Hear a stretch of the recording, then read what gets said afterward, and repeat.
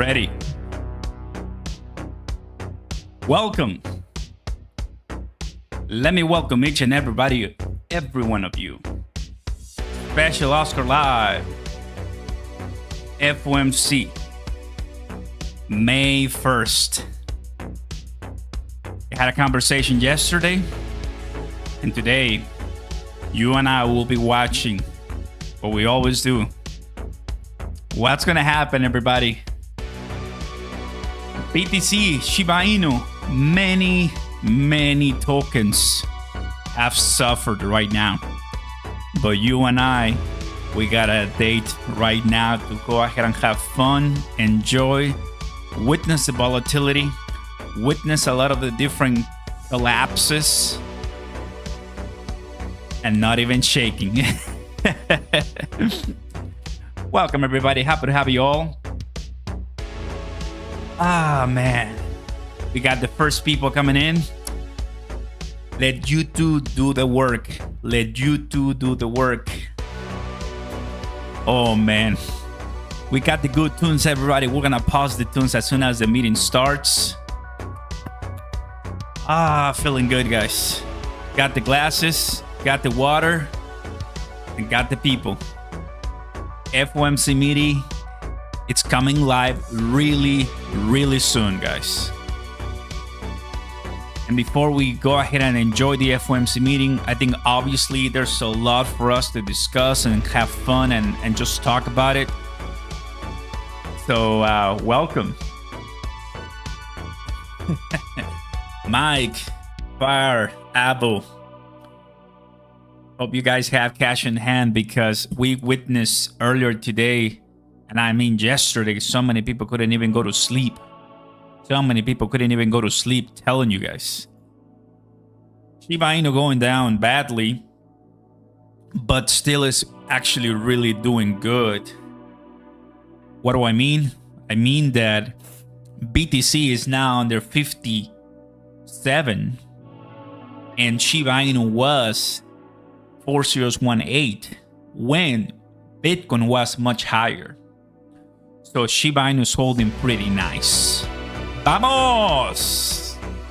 Don't forget to smash the like button, everybody. Consider subscribing to the channel. Turn on those notification bells. We're barely starting. There's a lot of people live. There's a lot of people here. And I always thank you for your preference. Always. They are not yet live, so we're gonna be going and showing the video once they have it ready for us. So I always like to start and come in earlier, because it allows me a chance to talk to you guys. But man, and obviously right now, people like Peter Schiff are having so much fun. Look at what he's saying. Despite all the hype around Bitcoin ETFs, clearly in a bear market. Are you joking, dude? Bear market? Bear market. No, bro. No, bro.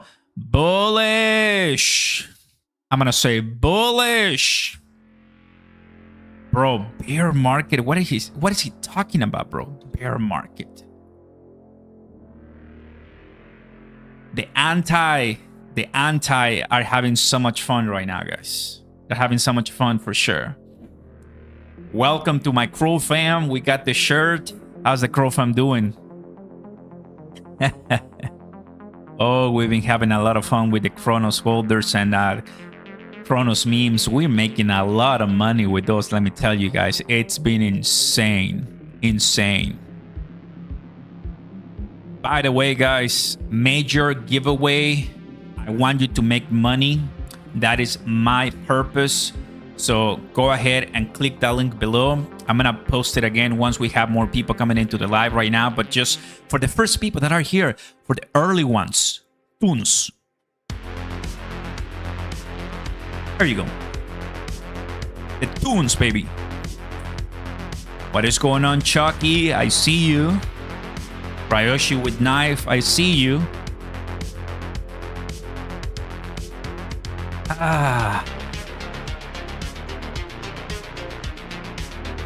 57. It was pretty interesting, let me tell you. Still not yet live. Still not yet live. No, guys. No. So click the link that I post. It's you're gonna win a lot of Chronos to the winner. You can read the thread. I'm explaining what's going on right there. So free money. Free money. Follow the rules. The easiest ones. I'm trying to give back to my community. It's giving back time. Whoever has a Twitter, you can get in. Do it, guys. I'm giving free money here. And if you want to get a nice chisme, a gossip, you can go through the thread. John 316 in the house. Bro, John, you've been phenomenal, bro. Welcome to mod status, bro. Yes, you deserve it. John 316 today, special live. You're now my moderator, bro. Thank you for your kind support. If you see spam, if you see nasty links, whatever, if you see nonsense lies, you can delete those, bro. FUD, I allow FUD. I don't mind FUD. I welcome the FUD. But if you see spam and you know what I just said, get them out. Thank you, brother. I want to give back and just make sure my followers are taken care of. Who is ready for the tunes?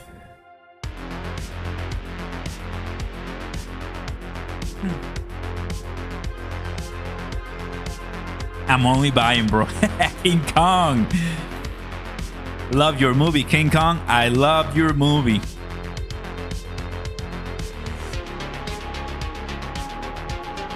Getting ready for the decision. Buckle up, Eden. Yes, I know. Buckle up. Oklahoma is watching. What's going on, guys? Welcome, welcome. So, guys, this is another FOMC meeting. There's definitely a lot of people. We have in the chat question. Fed will. What do you think the Fed is gonna do, guys? These memes, man. The memes, bro. The memes, bro. So fun. So fun.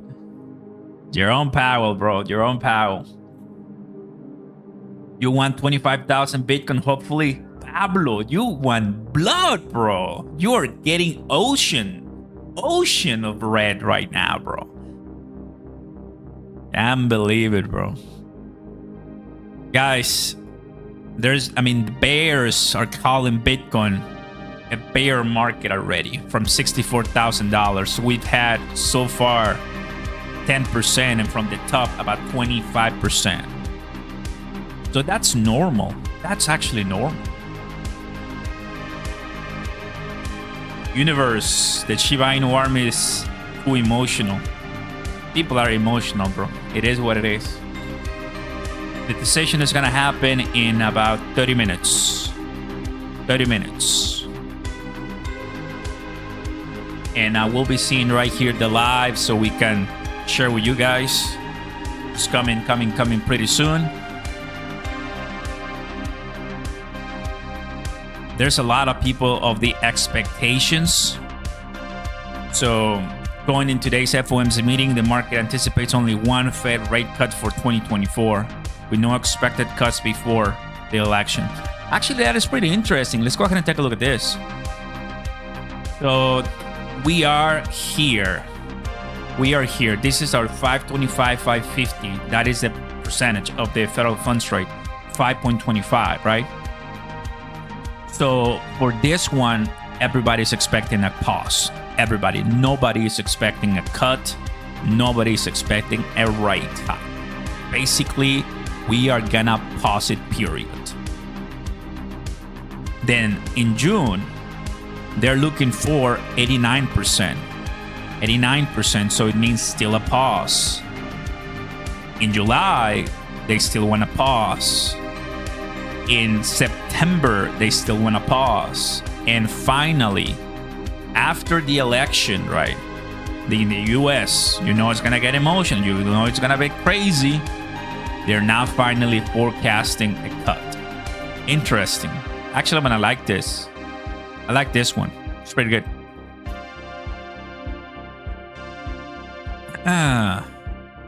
Yeah, because I mean, you always have to be prepared, you know, to what's gonna come eventually. Shiba Inu is showing up some green in the 4 hours right now. Not bad. Where's all the Shiba Inu army watching, guys? I was late yesterday. I was, you know, grinding and making some trades on Cronos chain. And I wanted to make a video also about Shiba Inu, just giving you some alpha. It was nice. You say CRO to $3 to its bull run. I'm so ready for CRO $3, bro. I'm gonna be rich, bro. Yes. If rates pause, will Bitcoin drop? Yes and no. It's just gonna be a nice volatile for the first couple of minutes, and that's it. Pausing, it means everything stays the same. Pausing means everything stays the same. No rate cuts. Bitcoin to 20. Oh, Benny. You want blood, bro. Get it. I get it. It is what a lot of people want, you know, the cut, but it's not happening anytime soon right now.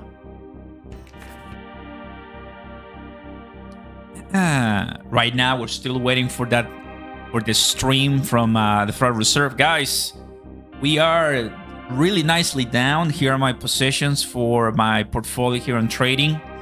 21,000 equal right now 1 billion Shiba Inu, holding that 500,000 Jasmine, which I've read how lockups already started, so I have to dig down. If somebody watching, JB, if you're here, tell us what's going on with that, bro. That would be awesome. But if you are into Jasmine, I believe something's, you know, it's pretty big right now. Shiba Inu all-time high by June. Oh man, I got some bulls watching. I love it. Turn it up.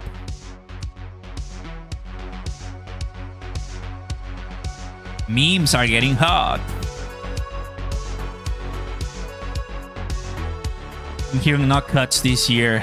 Well, I just show you one cut, no cuts. I agree, right? We're gonna blast off soon. I think so, bro. We'll do phenomenal. We'll do phenomenal, bro. I mean, I got my LUNC a little bit. Floki, Brett, holding Brett, still down and volatile. We got TRX, Caspa, Jasmine. So got a few USDT. Guys, well, hopefully things are gonna get a little better, but they might get worse first. Which one do you want to crash, guys? Which one? The dollar or crypto?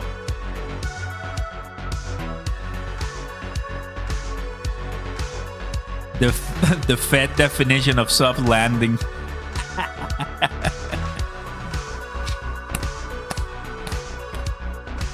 It is soft landing, right? You're getting crushed.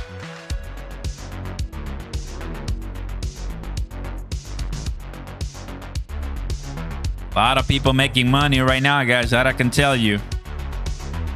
Unless Powell comes in dovish at 230 dips, if anything into 50.01 will be supported.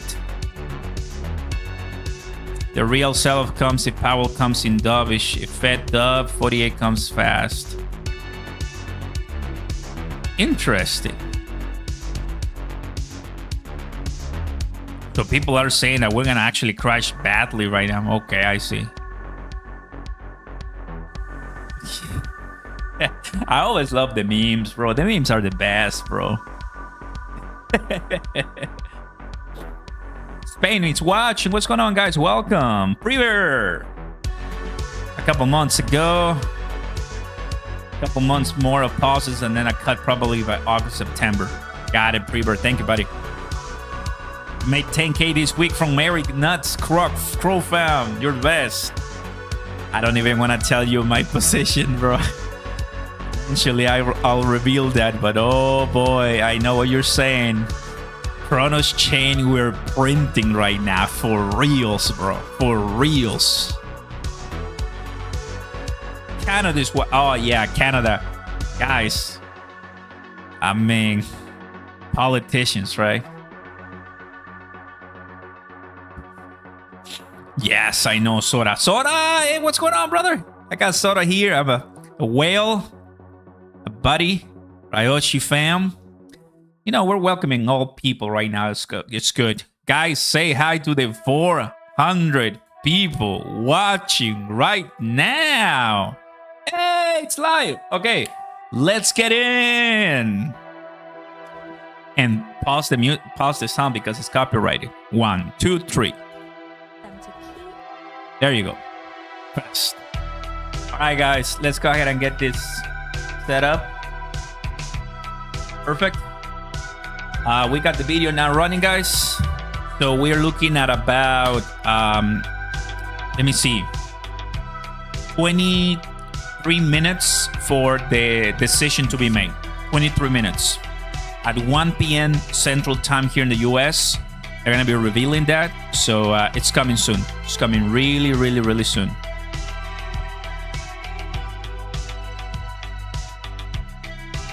Really, really soon, guys. Raiders waiting for FOMC right now. We're like, okay, so can you please give me some nice pumps and dumps, please? Diamond hands, of course, buddy. We're becoming the biggest back holder. Not necessarily for Shiba Inu, but for other ones, yes. Could have sold call at around 500 profit, but kicked. Something told me to hold it. Beaver, guys, call holders. Well done. Well done, guys. Yeah, I think finally we're really printing on Cronos, and it's beautiful to see that. Eventually, Shiba Inu holders. I got you, Shiba Inu holders. Eventually, we'll get there, right? Gotta be a little patient. Gotta be a little patient.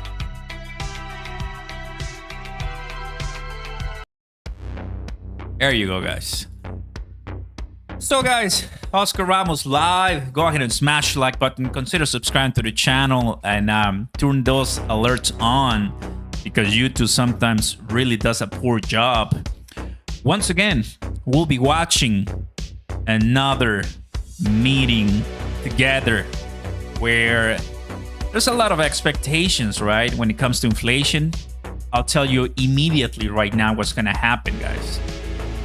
What's going to happen is that people are going to be asking Jerome Powell, when are the cuts? And here's going to be inflation is sticky. We're checking the data. We're seeing that inflation is probably ramping up a little bit slightly, so they're going to be using more data to confirm if they have to hike or not. Like, they cannot hike the rate, in my opinion, right now, because it will destabilize so many things, and they don't want to do that. But they can give us a hint in this one for the next one. That is if inflation starts, you know, rising pretty fast and crazy.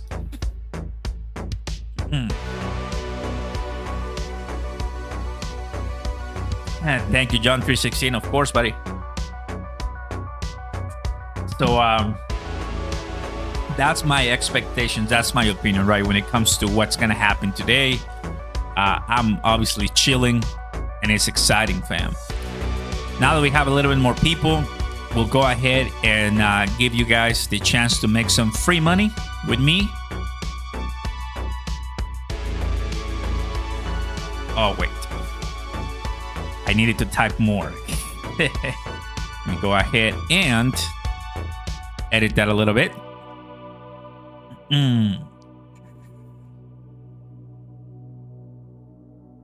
All right.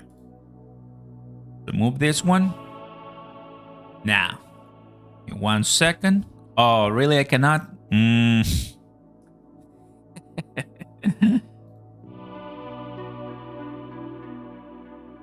All right. So,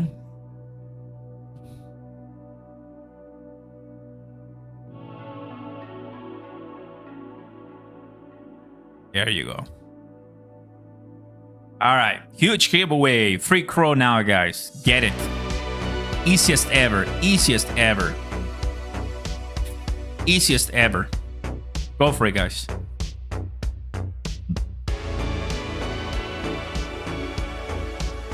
Oscar, how are you? Are we bullish or what? Don't give up, fam. The Purge. Thank you, buddy. Appreciate that a lot. Thank you, thank you, thank you, and welcome. We're more than bullish than ever, bro. Super bullish. Granite. Happy to have you. Shiba Army General. What's going on, brother? Understand one thing, fam. Why do I always tell you? When you see the blood, embrace it. Learn from it. And go as deep as you can. Because anyone can buy in the green. Anyone. Does that require a skill? No, it doesn't. Believe the good projects and they will survive. This is nothing. The bear market is over. This is just playground. Guys, I've seen Bitcoin at $15,000 with my own eyes. I've seen Shiba Inu 504, 505. Yes, I'm not mistaken. I'm not saying 4. I'm saying 5 zeros. Whatever we're watching right now is just toys. Toys R Us. Nothing, bro. Fed report in 10 minutes. It's actually, I believe, in 18 minutes. It's at 1 p.m. So yeah, I mean, guys. Matthew. Can't believe it, bro. We got 2.3 billion holding. My man. Emily in the house. We got some phenomenal mods right here. The people in blue are legends. Send it.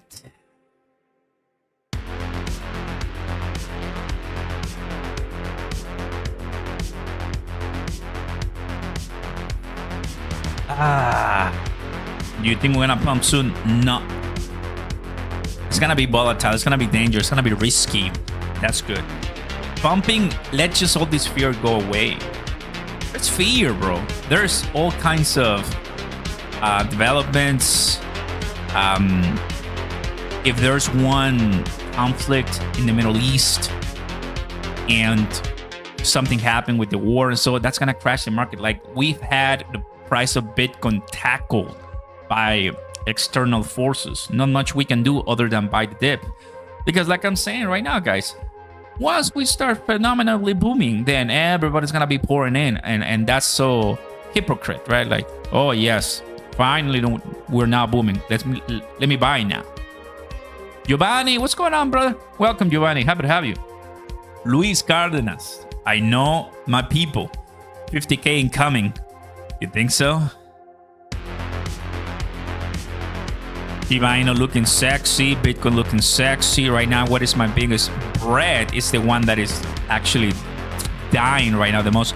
Cronos finally, going down, 0 Cronos. Jasmine is also pretty down today right now. Dogecoin is also selling off pretty nicely. OKB is also a little bit down. I mean, Shiba Inu is holding pretty nice, to be honest with you. That's that's what I can tell you, I don't see the report. It's gonna get better today. We just donated 93 billion. Oh, yeah. Ooh. Ryan, welcome, buddy. Randy, got it, bro. Randy, thank you very much. And I love it. I love the music. Granite. Thank you so much for the kind donation, buddy. I appreciate that a lot. Wonder how much the Bitcoin hedge funds have purchased during the drop. It's true. That's true, actually. You're right. A lot. I think that's the answer. Now, let me go ahead and tell you one thing. When I see crypto doing like this and moving like this, I can smell definitely a time when we could go much lower to find a local bottom and just settle. That's it. What I mean is, because the current situation that we are in as past the Bitcoin halving, we're definitely, I don't think so. We're not gonna see Bitcoin at $30,000. That's my expectations. We're not. But $40,000, because we are doing 57, 49, it's now back on the table per se. Not as a must, but as a possibility. 57, we're 57. Okay, we're 57. Okay, now what? Well, we lost 60. 60 was the huge consolidation, right? We lost it. Now we need to get it back, but our buyers losing right now. It's all gonna change a little bit, and it can provide some relief if we hear something positive in the FOMC. Not saying that that's gonna be the reason why we pump, but the whales take everything into consideration. Everything. Guys, we have close to 500 votes. Fed will pause the rates. That's what we all are expecting. Pausing. And you know what? Let me tell you something. Appreciate it. Cinar, we got the good music right here for you. It's been a while since the market predicted something that the Fed didn't do. It's been a while. I think that was back in COVID times. Because when we were in COVID, market was predicting smaller hikes and the Fed was doing 75, 75, 75. Like, it was super hawkish. That's what brought everything collapsing in 2022 too. So, FYI.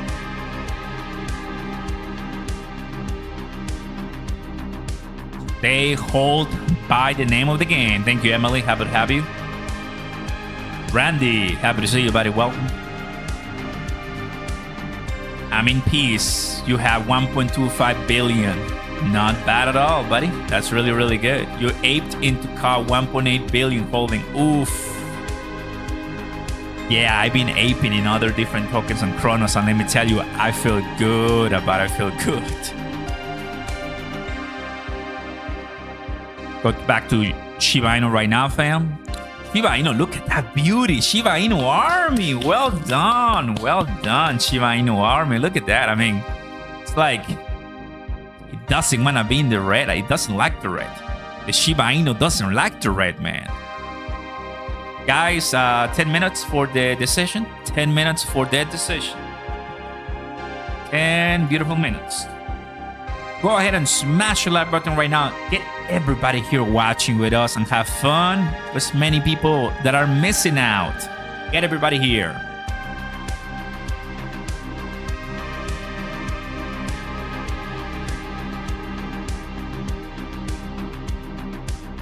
Oh, baby. 1 hour pump Shiba Inu. Doing nice, doing work.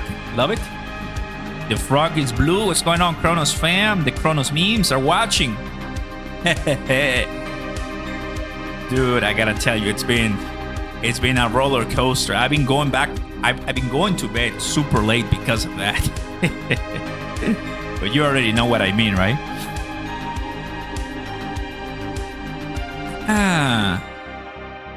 All right, we got some news. Let's see what's happening. Breaking: Colombia officially ends all diplomatic relations with Israel. Interesting. I'm deeply troubled by the Department of Justice hyper-aggressive argument that non-custodial software can constitute a money transmission service, yada, yada, yada, yada. Guys, we have a few Republicans and Democrats that are for Bitcoin and more. Well, we either need a different person in office at the White House to really make this U.S.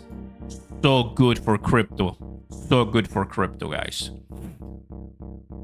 That will really help tons, especially for regulation, compliance, and the persecution of companies that's basically unfair. Like, you have two SEC lawyers getting fired can because of doing wrong things with different cases. We talked about that one before. So I understand, people want to do their own thing, but at what cost, right? India's watching. Happy to have you guys. Welcome.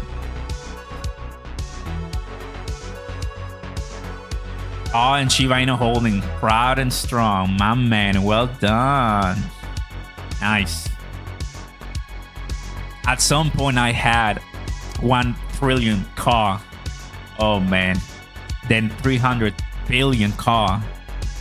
I took my profits and I put that into Mary and Ryoshi, and I think that was the best decision. I mean, obviously, I would have loved not to do that because the car is amazing right now, 100 million, but it's okay. It's okay. It's just phenomenal, phenomenal how people are making so much money. And potential, man.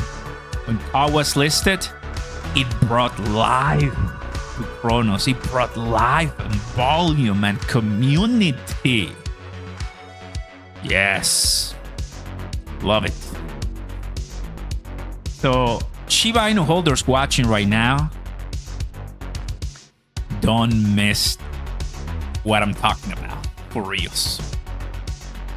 There's people making... Oh! Shiba Inu is like, shut up, let me pump.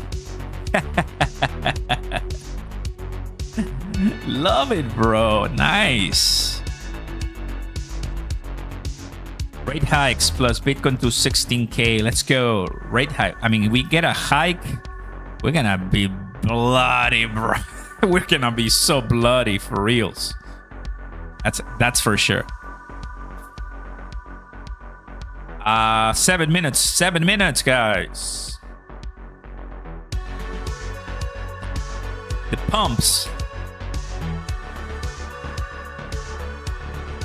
So exciting, bro. Nothing better than crypto life. Nothing better than crypto life, I gotta tell you. I better see you at the Shiba Inu 100 billion party, okay? I better see you at the $1 crore party. I'm talking to you. Yes, sir. Hey, Oscar, what's going on? Jordan, happy to have you. Shadow, can you make a video on how to download Loxalo, how to use it? Absolutely, Shadow. DM me on Twitter. I'll send you all the links. Please.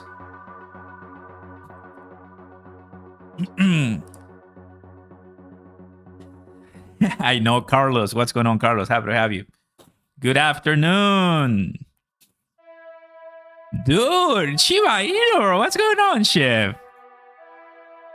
Some tokens are just trying to go up. That's really nice. Let's print. Absolutely. Absolutely. Good afternoon, buddy.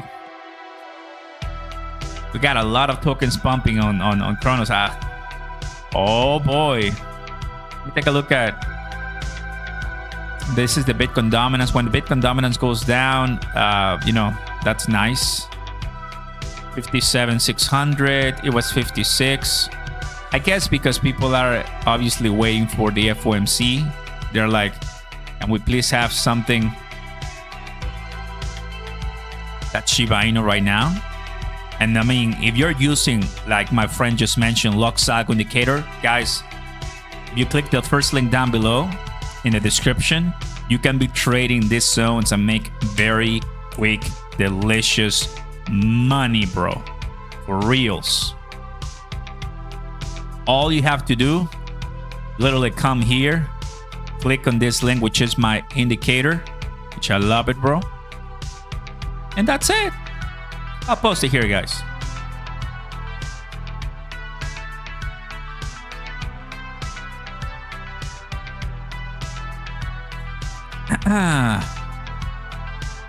We've been able to help a lot of people, and I'm really, really excited.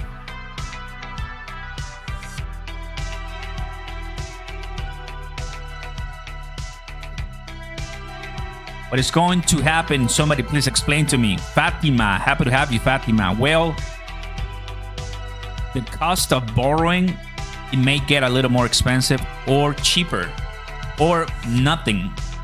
And that's what we're about to hear right now.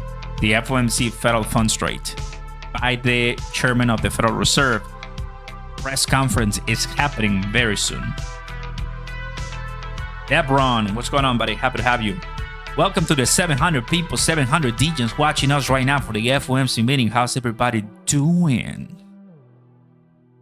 Hey, Oscar, I'm new here. What platform do you think is good? What platform for what, bro? Like exchange? Guys, 4 minutes to go for the decisions. 4 minutes to go. Cutting. 50% people right now are winning 600 votes. Pause. That's what we need. Take a look at my link down below for crypto.com, for Margex, and crypto.com is the one I highly recommend right now, for sure, if you live in the US. Got it? And also, if you're a new investor in crypto, if you're someone who is like, who's this guy who has a nice accent, or who's this guy who I'm just watching right now, I have two links, or I have some links there. One for Cronos, one for Shiba Inu. Join the community. It's completely for free, where you can talk to my community, and it's one team, one fam. If you are into crypto and you like, the place, I made it for you. I made it for you. What's up from California? Alejandro, happy to have you, buddy. Welcome. Goodbye, paper hands. I know, right? The perch. I know. I know, bro. So, guys, we are getting closer and closer and closer for the decision. About 2 minutes to go. 2 minutes to go. Hey, Crow fam, do you like my new cover? Thumbs up or thumbs down? Thumbs up and thumbs. Isn't it beautiful? Isn't it beautiful? The new Titan upgrade. Yes.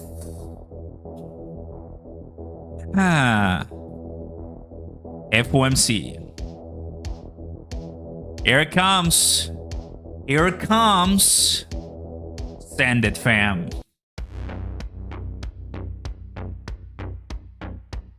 Your own Powell is ready. He's ready.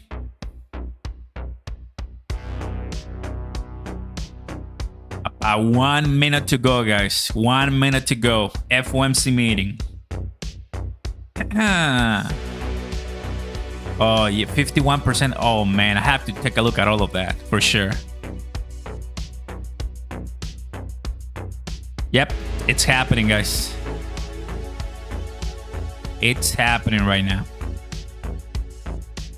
1 minute. I'm expecting a pause. Everything's gonna change super fast as we get it. We're in the 15 minutes right now.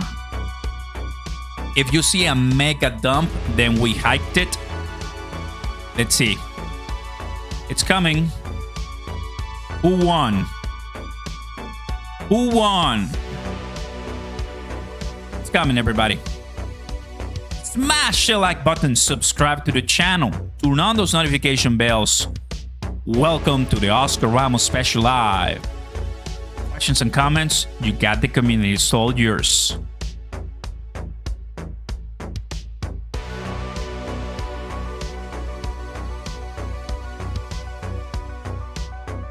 There it is.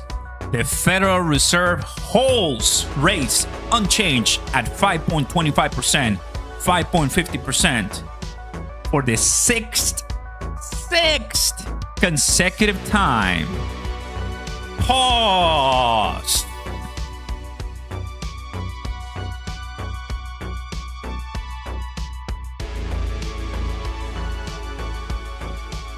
Mantiene in Spanish if you want it in Spanish. There it is. Pause. Price. Yeah. Pause. Pause. Let me get Watch Your Gurus. Here it comes. Breaking. Federal Reserve pauses. Here it is. There it is, everybody. Breaking news. It has been confirmed and it's now official. Jerome Powell and the Federal Reserve, they keep the interest rate at 5.5%. What's next right now is to witness the volatility and to see what's going to happen for crypto. Here it is. Fed keeps interest rate at 5.5%. Well, we won in poll right now. New poll coming in. Send it to the moon.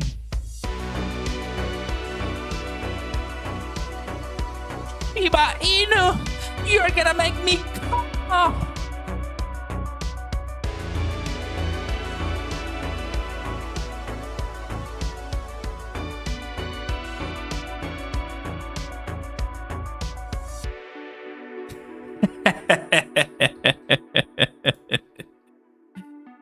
Oh, I love what I'm doing, fam. Love you, fam. Send it. New poll now. There it goes. About 28 minutes to go for the press conference, everybody. Question in the chat. We have a new poll coming in for us. And the poll is, we're going actually up with the pause. We're going up. Guys, we're going up. Are you ready for the pumps? Are you ready for Oscar Ramos Crazy Live? You better be. Because we got the water.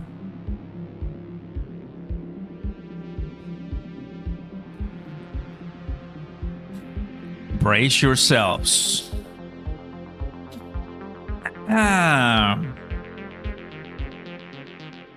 Send it. Boom.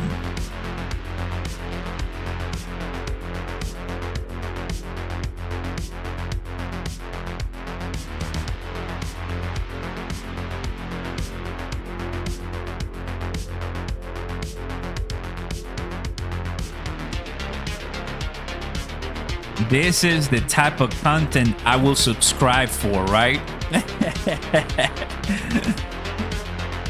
Yes. The market is coming back up a little bit right now, fam. The market is 1%, 1%, 3%, 2%, 3%, 1%.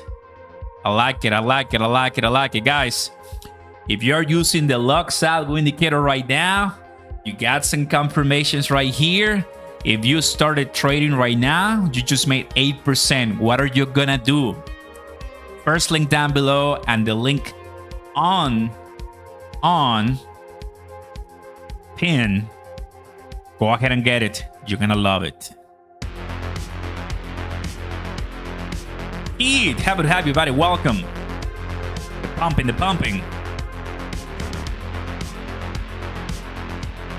Many people are too bullish in the market. It's just rising to drop again. You were all bullish at 72K. Thank you. Thank you, Matt. Happy to have you. We're just enjoying ourselves. We know that may happen. I know that might happen. Pretty positive that might happen, but in the meantime, fam. Oh, baby. Oh, wow.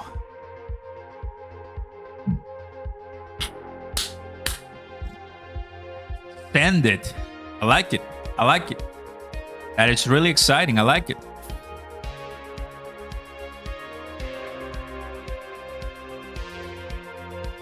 Here's the paper. Everybody here. Beginning in June, the committee will slow the pace of the decline of its securities holding by reducing the monthly redemption. Fed slowing the pace. Nice. Things are moving pretty decent, everybody. Like it, I like it. Let's see how the volatility comes and goes. 25 minutes left for the press conference. If you're here watching with us, thank you for your preference. And welcome to the pumps. We got more incoming.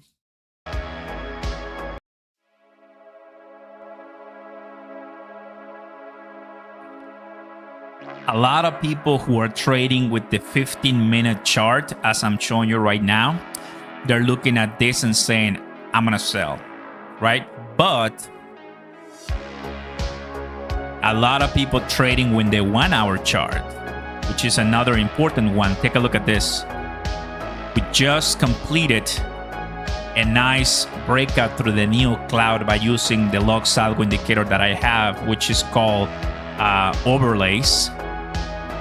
It allows me to have some buy and sell indicators right here, buying, and then you get this position. We have 12 sensitivity, so I need to change that to 12 sensitivity right here so I get the clearest data when it comes to the calls and see when things are changing and moving. That's kind of what I do here. Shiba Inu right now, it's printing as of the time of this recording, everybody. I am thankful that none of my fellow subscribers sold during the blood on the streets, right? You don't do that. You don't give your crypto to whales. That's for sure, guys. Let's take a look at BTC. People are telling me it's up. Oh, baby. I mean, guys, don't let the bears win. Nice. BTC 56,500 at 3 a.m. in the morning. Obviously, the lowest price that we have seen in a while. But guys, we're chilling. We're chilling for sure. FTX even is actually up a little bit. Nice. Oh, well, let's go to the 15-minute right now. Bitcoin in the 15 minutes is trying to get up. It's trying to pass the 58 because look, it was 60 and it's actually pushing really nice. Let's come to Shiba Inu and see. Oh, Shiba Inu. Keep going. Well done. You finally got your 1 billion ship. Congrats to you, buddy. Congrats to you.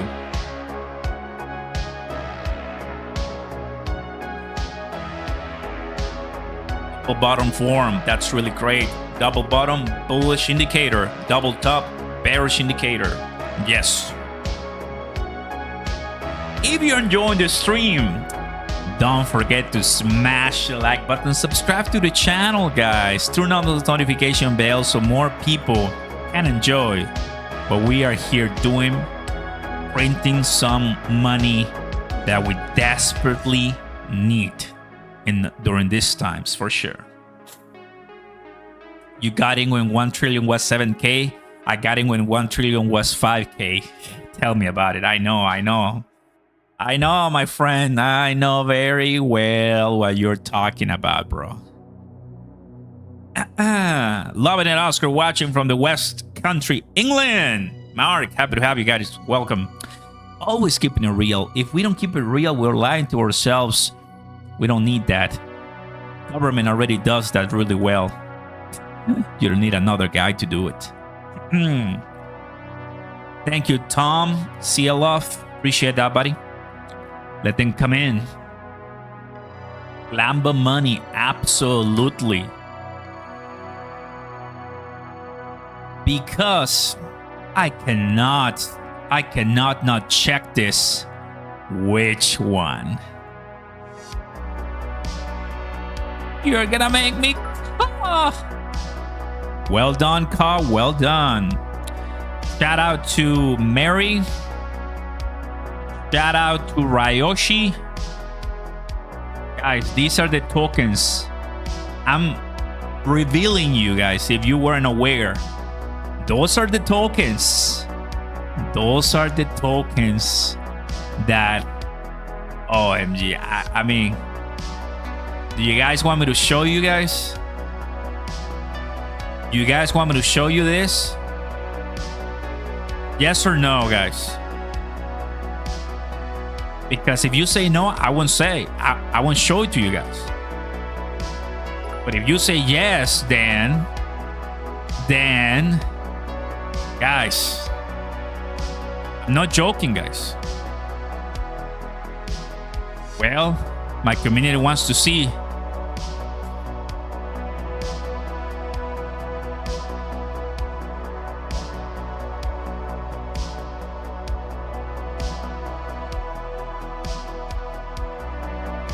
Big money, bro. It's big money that I like it, bro. We're printing like for reals. And you know what? It is barely starting. Smash the like button, guys. Let's do this. Delicious. Thank you, bro. Thank you for all the congrats and all the good wishes. Thank you, guys. Appreciate it. You better than anyone know all the effort we've been putting in. You better than anyone know. So I'm literally telling you my positions, guys, like what I'm doing here. I have my 1 billion Shiba Inu, but on the other side, I'm cooking. Thank you, bro. Thank you.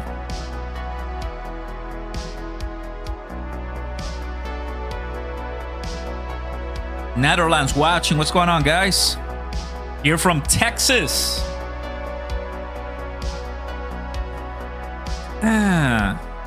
Thank you, Jack. Appreciate it, bro. Send it. I mean, I haven't even made my money with Shiba Inu, bro. I'm down like 8,000. I mean, I just show you my position, but I also show my losses. Well, these are not losses, right? Because I'm not selling at a loss, but look. $7,000 down. I want you to see it. Well. $7,000 down. Not even shaking. Because it's all manipulation, fam. It's all manipulation. It happens, bro. So to all the people saying, dude, it's crashing. No, wait. Bro. You'll be fine. Thanks, Oscar. We buy the blood. Absolutely. If you're not doing it, then what in the world are you doing right now? If you're not buying the blood on the streets, then you're wasting your time. Bro. Absolutely. But it's up to you, guys. I mean, I cannot buy or sell for you, right? I cannot buy and sell for you. But I can at least show you what I'm doing, and that's it. It's my journey. Houston, Texas. Let's go, guys. About 15 minutes for the meeting. So yeah, guys, I'm cooking and I'm in some positions, and oh boy, bro, I mean, praise the Lord, God Almighty, honestly. Buy the blood, of course.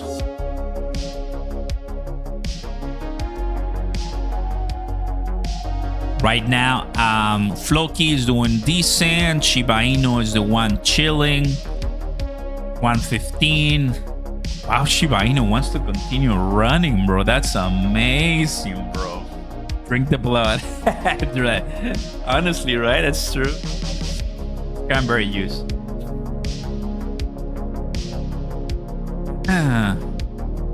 Will it pump? Well, for right now, obviously, before the press conference, there's some volatility, sometimes down, sometimes up. It really depends. 15 minutes to go. Welcome, everybody. Let me go ahead and run to the restroom for a second, and I'll be back. Keep pushing, Shiba Inu. Look at that beauty.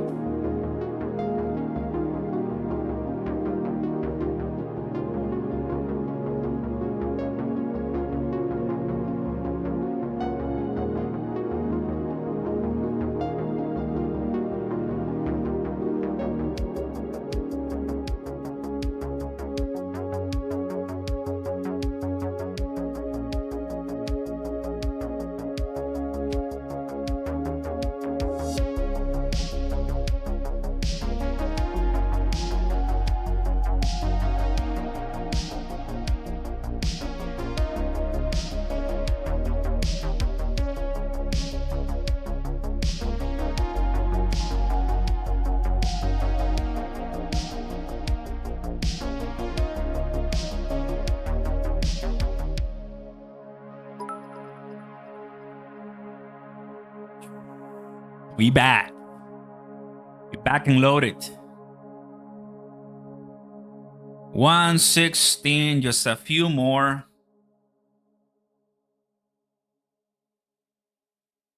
I got this one for the boys. It's really good.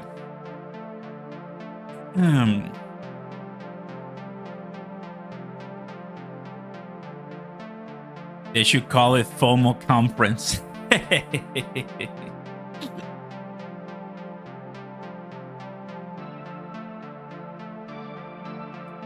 Thank you, Frankie. Appreciate it, bro. Johnny, welcome. Send me a DM on Twitter. Blessings to everybody else. Thank you, John. 316. Appreciate that a lot, bro. So, Shiba Inu reached a nice peak of 402,250 after the decision. Let's see BTC right now.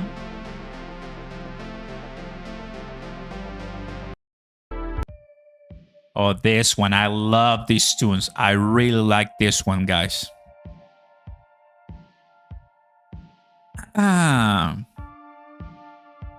We'll close Big X.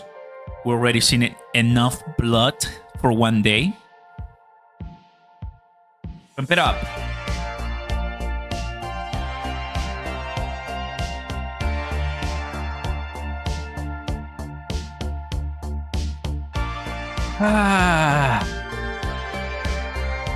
Another good day in Moneyland. It's another good day, guys. Do you own any Doge? No, I do not. No, I do not. Zero Doge. Once it pumps, he switches to the orange glasses. Actually, I changed them. Actually, I no longer have the orange. You remember actually? Yeah, because the orange. Once I was working at night, I wasn't seeing because I do have the night effect, right? And plus the orange, it was just too orange, too yellow. So I changed to these ones. You remember?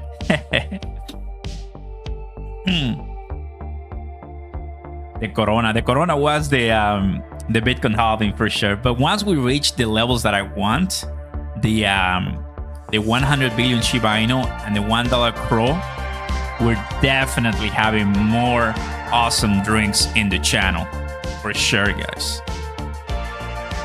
That's a fact. Guys, about 10 more minutes. 10 more minutes for FOMC.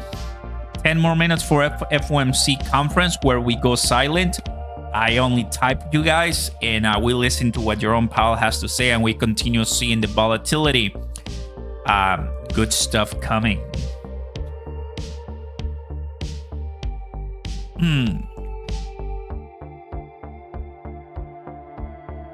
Everybody is into CAW from my community.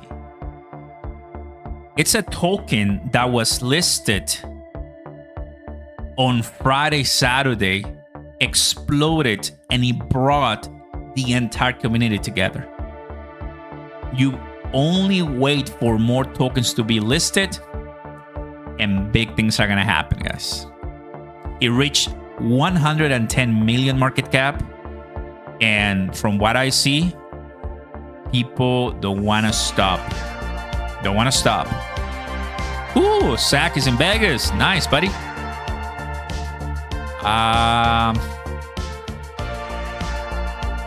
Else.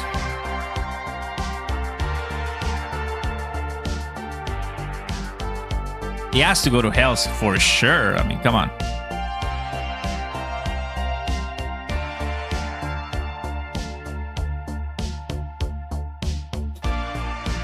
People selling, people buying. That happens all the time, guys.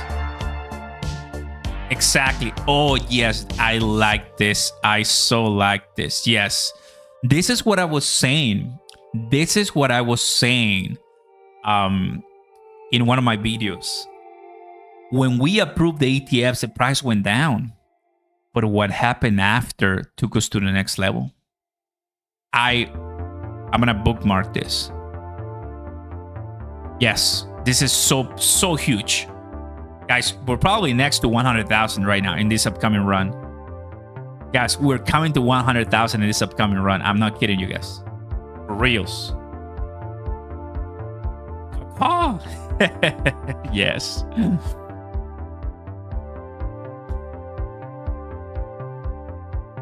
Oscar, did it go up because they're expecting good news? No, it went up because people are trading and just pumping. That's it.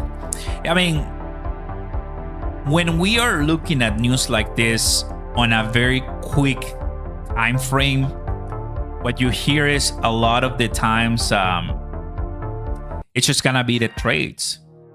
Just gonna be the trades that people make because they just want to. They know people are watching the markets, right? They know right now today is one of those special days that it's just important to be present. That's it. That's it.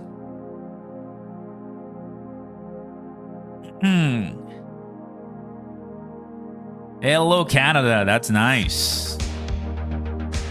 My Shiba Inu, do I have 1 billion, my friend? 1 billion. For now, I think that's good. For now, I think, like I told you when I got it, it was 18. We were here live, fam. When it was bloody on the streets to the point that people were calling me, please do something about it. And I bought it at 19 and close to 18. And I closed my position. I did it. So those final positions are in the profit right now. In the majorly profit right now.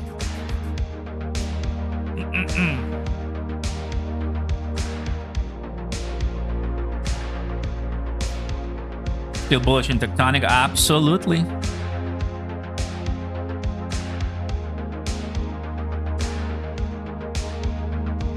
Millionaire soon, I hope.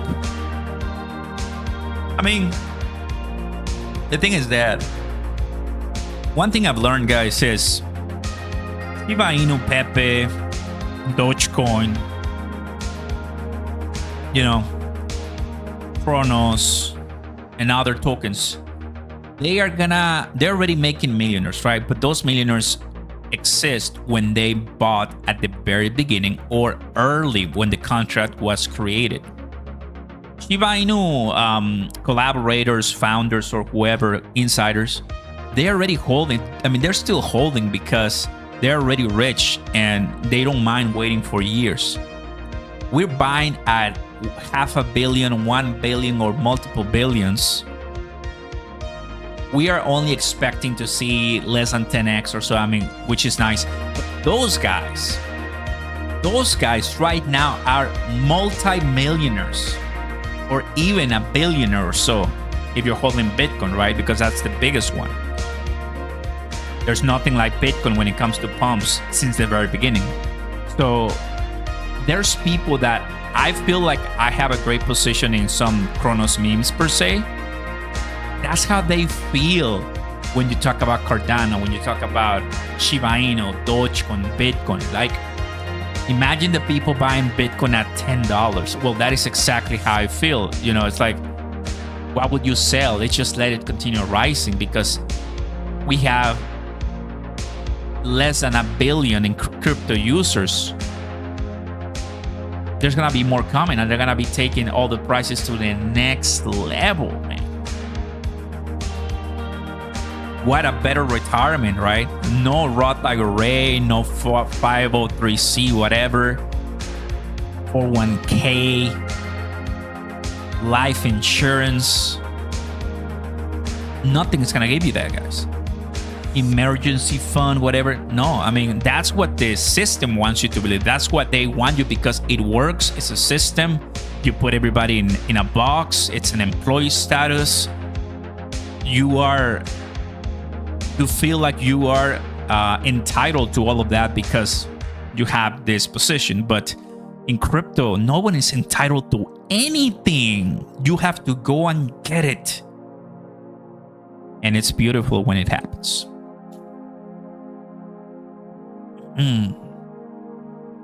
We already have the decision, my friend Matthew. Oh, Matthew, what's going on, brother? They paused.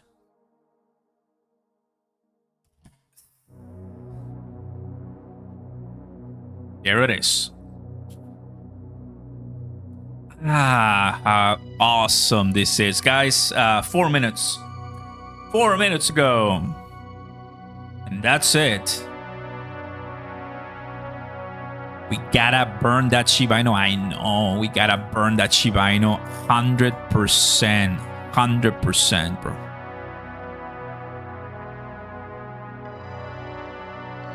Justin, Google lays off 100 of core employees and is moving some positions to India and Mexico for show. Oh, wow.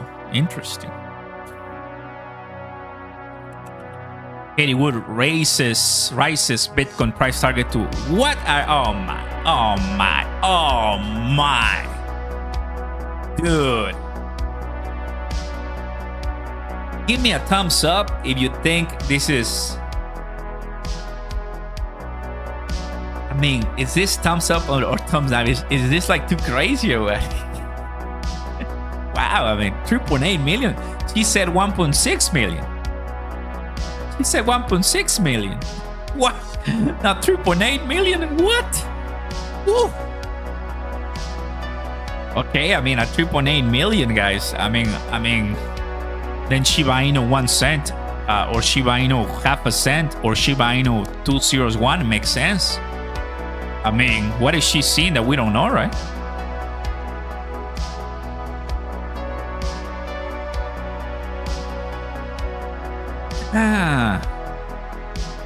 Dogecoin Mars. Don't have any, but I know a lot of people have. Chicago watching. What's going on, buddy? Happy to have you. That was a lot of money in crypto, like 3.8. That's insane.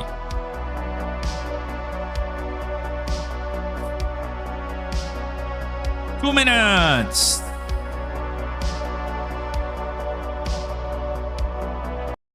All right, fam. Let's go ahead and clean up a little bit here. Clean up in aisle trading view.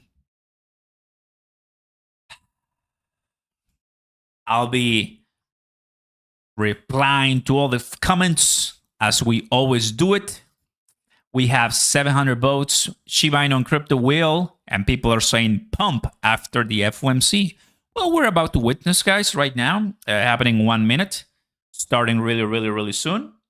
So enjoy. Let's enjoy this. If you've been watching, guys, thank you so much. You are incredible.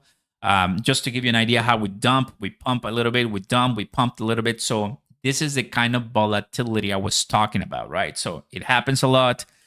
And we just welcome to crypto, guys. That's it. They're coming in live anytime now. Let's go ahead and refresh this. They're coming live anytime now. So there it is.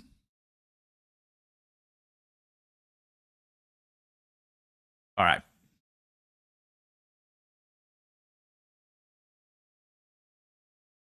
Perfect.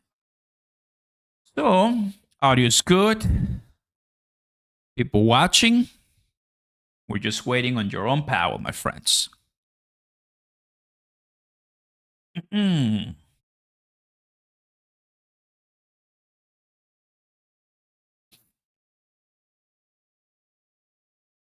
They pause the rates. We'll see what the data says and how they are looking for the upcoming FOMC meeting.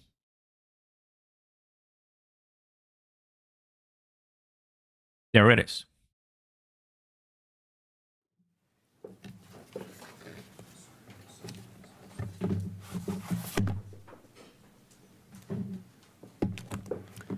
Good afternoon. My colleagues and I remain squarely focused on our dual mandate to promote maximum employment and stable prices for the American people. The economy has made considerable progress toward our dual mandate objectives. Inflation has eased substantially over the past year, while the labor market has remained strong. And that's very good news. But inflation is still too high. Further progress in bringing it down is not assured, and the path forward is uncertain. We are fully committed to returning inflation to our 2% goal. Restoring price stability is essential to achieve a sustainably strong labor market that benefits all. Today, the FOMC decided to leave our policy interest rate unchanged, and to continue to reduce our securities holdings, though at a slower pace. Our restrictive stance of monetary policy has been putting downward pressure on economic activity and inflation, and the risks to achieving our employment and inflation goals have moved toward better balance over the past year. However, in recent months, inflation has shown a lack of further progress toward our 2% objective, and we remain highly attentive to inflation risks. I'll have more to say about monetary policy after briefly reviewing economic developments. Recent indicators suggest that economic activity has continued to expand at a solid pace. Although GDP growth moderated from 3.4% in the fourth quarter of last year to 1.6% in the first quarter, private domestic final purchases, which excludes inventory investment, government spending, and net exports, and usually sends a clearer signal on underlying demand, was 3.1% in the first quarter, as strong as the second half of 2023. Consumer spending has been robust over the past several quarters, even as high interest rates have weighed on housing and equipment investment.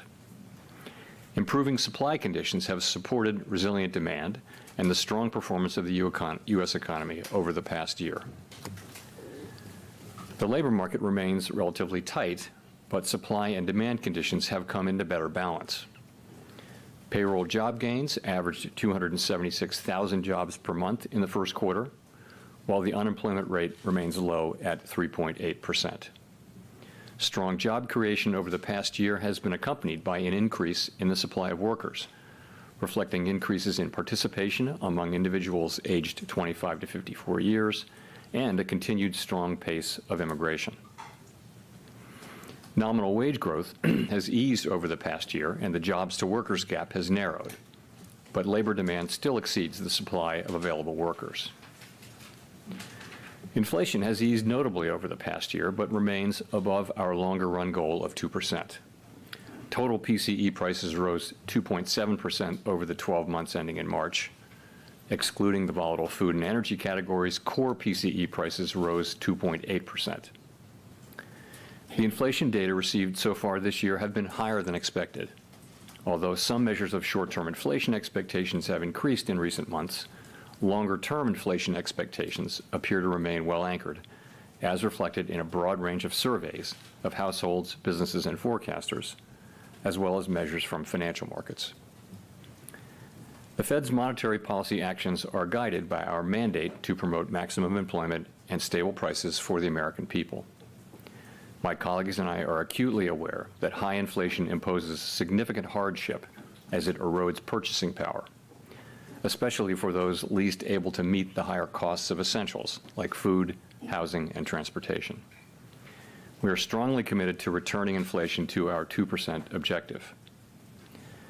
The committee decided at today's meeting to maintain the target range for the federal funds rate at 5.25% to 5.5%, and to continue the process of significantly reducing our securities holdings, though at a slower pace. Over the past year, as labor market tightness has eased and inflation has declined, the risks to achieving our employment and inflation goals have moved toward better balance. The economic outlook is uncertain, however, and we remain highly attentive to inflation risks. We've stated that we do not expect that it will be appropriate to reduce the target range for the federal funds rate until we have gained greater confidence that inflation is moving sustainably toward 2%. So far this year, the data have not given us that greater confidence. In particular, and as I noted earlier, readings on inflation have come in above expectations. It is likely that gaining such greater confidence will take longer than previously expected. We are prepared to maintain the current target range for the federal funds rate for as long as appropriate. We're also prepared to respond to an unexpected weakening in the labor market. We know that reducing policy restraint too soon or too much could result in a reversal of the progress we've seen on inflation. At the same time, reducing policy restraint too late or too little could unduly weaken economic activity and employment. In considering any adjustments to the target range for the federal funds rate, the committee will carefully assess incoming data, the evolving outlook, and the balance of risks. Policy is well positioned to deal with the risks and uncertainties that we face in pursuing both sides of our dual mandate. We will continue to make decisions meeting by meeting. Turning to our balance sheet, the committee decided at today's meeting to slow the pace of decline in our securities holdings, consistent with the plans we released previously. Specifically, the cap on Treasury redemptions will be lowered from the current $60 billion per month to $25 billion per month as of June 1. Consistent with the committee's intention to hold primarily Treasury securities in the longer run, we're leaving the cap on agency securities unchanged per month, and we will reinvest any proceeds in excess of this cap in Treasury securities. With principal payments on agency securities currently running at about $15 billion per month, total portfolio runoff will amount to roughly $40 billion per month. The decision to slow the pace of runoff does not mean that our balance sheet will ultimately shrink by less than it would otherwise, but rather allows us to approach its ultimate level more gradually. In particular, slowing the pace of runoff will help ensure a smooth transition, reducing the possibility that money markets experience stress and thereby facilitating the ongoing decline in our securities holdings that are consistent with reaching the appropriate level of ample reserves. We remain committed to bringing inflation back down to our 2% goal and to keeping longer-term inflation expectations well anchored. Restoring price stability is essential to set the stage for achieving maximum employment and stable prices over the longer run. To conclude, we understand that our actions affect communities, families, and businesses across the country. Everything we do is in service to our public mission. We at the Fed will do everything we can to achieve our maximum employment and price stability goals. Thank you. I look forward to your questions. Thank you. Howard Schneider with Reuters. A question to follow up, if I could. Do you consider the current policy rate still, are you confident that it's sufficiently restrictive to get inflation back to 2%? So I do think the evidence shows, pretty clearly that policy is restrictive and is weighing on demand. And there are a few places I would point to for that. You can start with the labor market. So demand is still strong, the demand side of the labor market in particular. But it's cooled from its extremely high level of a couple of years ago. And you see that in job openings. You saw it, more evidence of that today in the JOLTS report, as you'll know. It's still higher than pre-pandemic, but it has been coming down both in the Indeed report and in the JOLTS report. That's demand cooling. The same is true of quits and hiring rates, which have essentially normalized.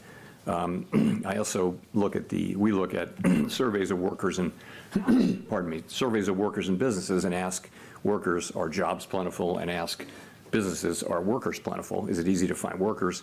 And you've seen that the answers to those have come back down to pre-pandemic levels. You also see in interest-sensitive spending like housing and investment, you also see that higher interest rates are weighing on those activities. So I do think it's clear that that policy is restrictive. Sufficiently restrictive, I guess. So I would say that we believe it is restrictive, and we believe over time it will be sufficiently restrictive. That will be a question that, that the data will have to answer. So as a follow-up, if inflation Pardon me. continues running roughly sideways, as it has been, the job market stays reasonably strong, unemployment low, and expectations are anchored and maintained, would you disrupt that for... Expectations are not anchored? Or anchored. Or anchored. Stable, roughly. Would you disrupt that for the last half point on PCE? I don't want to get into complicated hypotheticals, but I would say that, we're committed to retaining our current restrictive stance of policy for as long as is appropriate, and we'll do that. Gina. Thanks for taking our questions, Chair Powell. I wonder, obviously, Michelle Bowman has been saying that there is a risk that rates may need to increase further, although it's not her baseline outlook. I wonder if you see that as a risk as well, and if so, what change in conditions would merit considering raising rates at this point? So I think it's unlikely that the next policy rate move will be a hike. I'd say it's unlikely. Our policy focus is really what I just mentioned, which is how long to keep policy restrictive.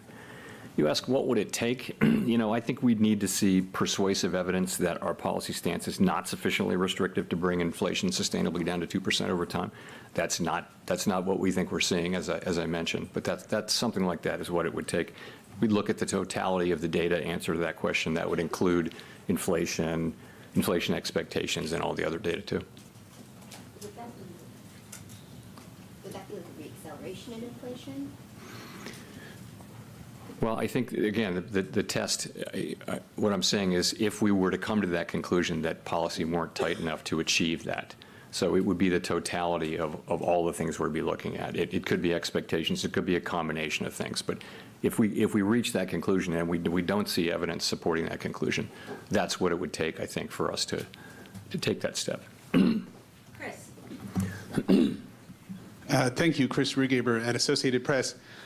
You didn't mention the idea that rates are at a peak for the cycle, and didn't mention the idea that it might be appropriate to cut rates later this year, as you have at previous press conferences. So has the Fed sort of dropped its easing bias? Where are you standing on that? So on, let me address cuts. So obviously, our decisions that we make on our policy rate are going to depend on the incoming data, how the outlook is evolving, and the balance of risks, as always. And we'll look at the totality of the data. So I think, and we think, that policy is well positioned to address different paths that the economy might take. And we've said that we don't think it would be appropriate to dial back our restrictive policy stance until we've gained greater confidence that inflation is moving down sustainably toward 2%. So, for example, let me take a path.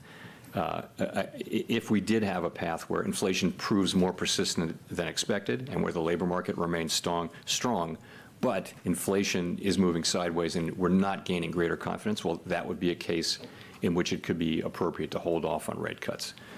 I think there's also other paths that the economy could take which would cause us to want to consider rate cuts, and those would be, two of those paths would be that we do gain greater confidence, as we've said, that inflation is moving sustainably down to 2%, and another path could be, an unexpected weakening in the labor market, for example. So those are paths in which you could see us cutting rates. So I think it really will depend on the data. In terms of peak rate, I think really it's the same question. I think the data will have to answer that question for us. Well, and could you just follow on the path where you might not cut? Is that, you mentioned that it would be inflation persistent. Is inflation, would that be the key data in making that decision, or could you expand a bit more on that? Thank you. Again, we've set ourselves a test that for us to begin to reduce policy restriction, we'd want to be confident that inflation is moving sustainably down to 2%. And for sure, one of the things we'd be looking at is the performance of inflation. We'd also be looking at inflation expectations. We'd be looking at the whole story, but clearly incoming inflation data would be at the very heart of that decision.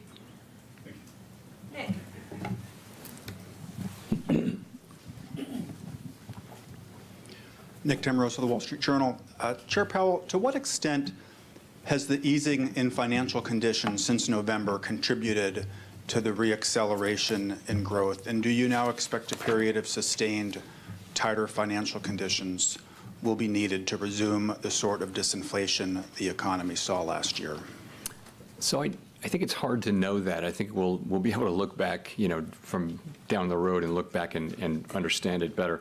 If you look at, let's look at growth. Really, what we've seen so far this year in the first quarter is growth coming in about consistent with where it was last year. I know GDP came in lower, but you don't see an acceleration in growth. I mean, the thought would be that financial conditions loosened in December, and that caused an uptick in activity, and that caused inflation. Presumably that's or tightening in the labor market. You don't really see that happening. What you see is economic activity at a level that's roughly the same as last year. So, what's causing this inflation, we'll have a better sense of that over time. I don't know that there's an obvious connection there, though, with the easing of financial conditions. In terms of tightening, you're right. I mean, rates are certainly higher now and have been for some time than they were before the December meeting, and they're higher, and that's tighter financial conditions, and that's appropriate given what inflation has done in the first quarter. You've said in the past that stronger growth wouldn't necessarily preclude rate cuts. I wonder, would continued strength in the labor market change your view about the appropriate stance of policy if it was accompanied by signs that wage growth was reaccelerating? So I just want to be careful that we don't target wage growth or the labor market. And remember what we saw last year: very strong growth, a really tight labor market, and a historically fast decline in inflation. So and that's because we know there are two forces at work here. There's the unwinding of the pandemic-related supply side distortions and demand side distortions, and there's also monetary policy, restrictive monetary policy. So I wouldn't rule out that something like that can't continue. I wouldn't give up at this point on further things happening on the supply side, either because we do see that companies still report that there are supply side issues that they're facing, and also, even when the supply side issues are solved, it should take some time for that to affect economic activity and ultimately inflation. So there are still those things. So I don't like to say that either growth or a strong labor market in and of itself would automatically create problems on inflation, because of course it didn't do that last year. You ask about wages. We also don't target wages. We target price inflation. It is one of the inputs. The point with wages is, of course, we like everyone else like to see high wages, but we also want to see them not eaten up by high inflation. And that's really what we're trying to do, is to cool the economy and work with what's happening on the supply side to bring the economy back to 2% inflation. And part of that will probably be having wage increases move down incrementally toward levels that are more sustainable. Rachel. Hi, Chair Powell. Rachel Siegel from the Washington Post. Thanks for taking our questions.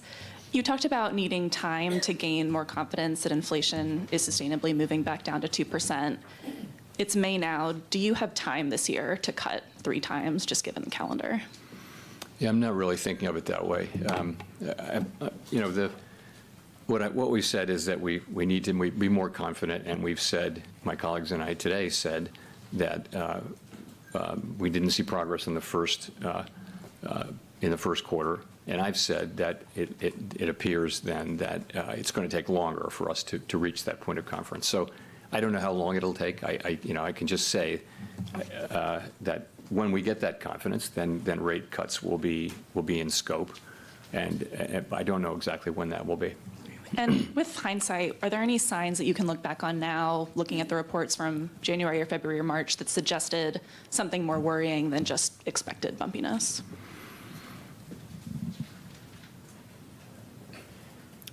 Not really. So I thought it was appropriate to reserve judgment until we had the full quarter's data, until we saw the March data. And so take a step back. What do we now see in the first quarter? We see strong economic activity. We see a strong labor market, and we see inflation. We see 3 inflation readings. So I think you're at a point there where you should take some signal. We don't like to react to 1 or 2 months' data, but this is a full quarter, and I think it's appropriate to take signal now, and we are taking signal. And the signal that we're taking is that it's likely to take longer for us to gain confidence that we are on a sustainable path down to 2% inflation. That's the signal that we're taking. Steve. Yeah, Mr. Chairman, if I could, Steve Leisman, CNBC, if I could follow up on that. What particular areas were sort of temporary or blips in the inflation data in the first quarter, and what's the dynamic by which you expect them to work out in the coming months and quarters? Yeah. So we will, we will put the thing, we have put the thing under a microscope. I will say nothing is going to come out of that that's going to change the view, I think, that in fact we didn't gain confidence and that it's going to take longer to get that confidence. But confidence, I just think, you know the story. What's happened since December is you've seen higher goods inflation than expected, and you've seen higher non-housing services inflation than expected, and those two are working together to sort of be higher than we had thought. And there are stories behind how that happened, and I think my expectation is that we will, over the course of this year, see inflation move back down. That's my forecast. I think my confidence in that is lower than it was because of the data that we've seen. So we're looking at those things. We also continue to expect, and I continue to expect, that housing services inflation, given where market rents are, those will show up in measured housing services inflation over time. We believe that it will. It looks like that there are substantial lags between when lower market rates turned up and for new tenants, and when it shows up for existing tenants or for in housing services. So, If I could just follow up, is there a bit of a contradiction in the idea that you are reducing quantitative tightening, which is sort of an easing, while you're holding rates steady at a restrictive rate to try to slow and cool the economy and inflation? Thank you. No, I wouldn't say that, no. I mean, the active tool of monetary policy is, of course, interest rates. And this is a plan we've long had in place to slow, really not in order to, to provide accommodation to the economy, but to be less restrictive to the economy. It really is to ensure that the process of shrinking the balance sheet down to where we want to get it is a smooth one and doesn't wind up with financial market turmoil the way it did the last time we did this, and the only other time we've ever done this. Craig. Craig Torres from Bloomberg. 2 questions. First, simple one. Given the run of data since March, has the probability in your mind of no cuts this year increased or stayed the same? That's the first question. Second question. Chair Powell, you joined the board in 2012, and I'm sure you remember, as I do, what the jobless recovery was like.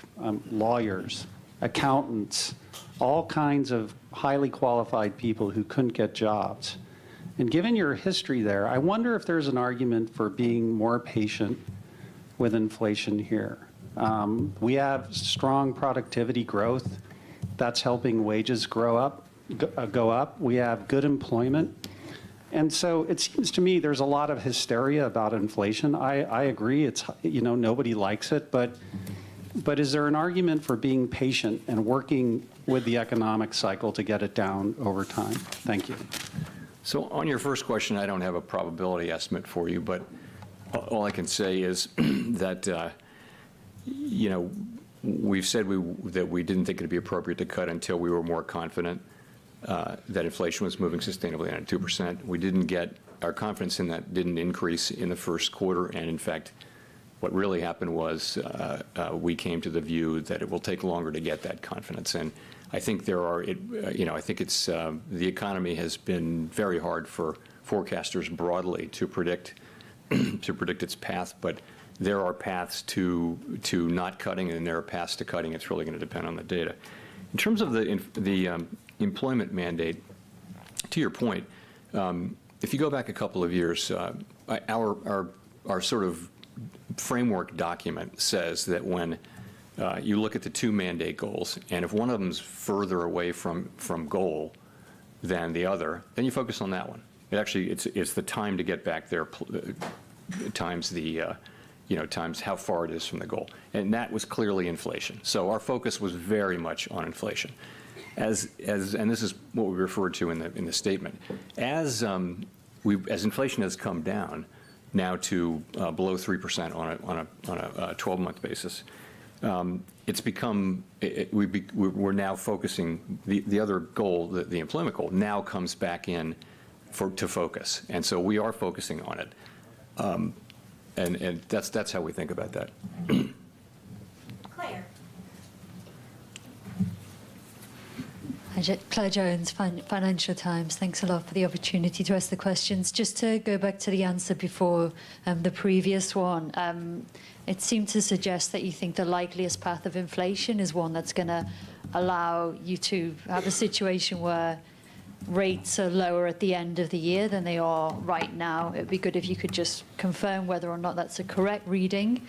And the Q1 GDP print has led to some to start mentioning the term stagflation with respect to the US economy. Do you or anyone else on the FOMC think this is now a risk? Thank you. Yeah, I'm not dealing really in likelihoods. I think there are paths that the economy can take that would involve cuts, and there are paths that wouldn't. And I don't have great confidence in which of those paths. I would say my personal forecast is that we will begin to see further progress on inflation this year. I don't know that it will be sufficient. I don't know that it won't. I think we're going to have to let the data lead us on that. In terms of your question, your second question was stagflation. I guess I would say I was around for stagflation, and it was 10% unemployment. It was high single digits inflation. Right now we have very slow growth. So right now we have 3% growth, which is pretty solid growth, I would say, by any measure, and we have inflation running under 3%. So I don't really understand where that's coming from. And in addition, I would say most forecasters, including our forecasting, was that last year's level of growth was very high, 3.4% in, I guess, the fourth quarter, and probably not going to be sustained and would come down. But that would be our forecast. That wouldn't be stagflation. That would still be to a very healthy level of growth. And of course, with inflation, we will return inflation to 2%, and that won't be. So I don't see the stag or the inflation, actually.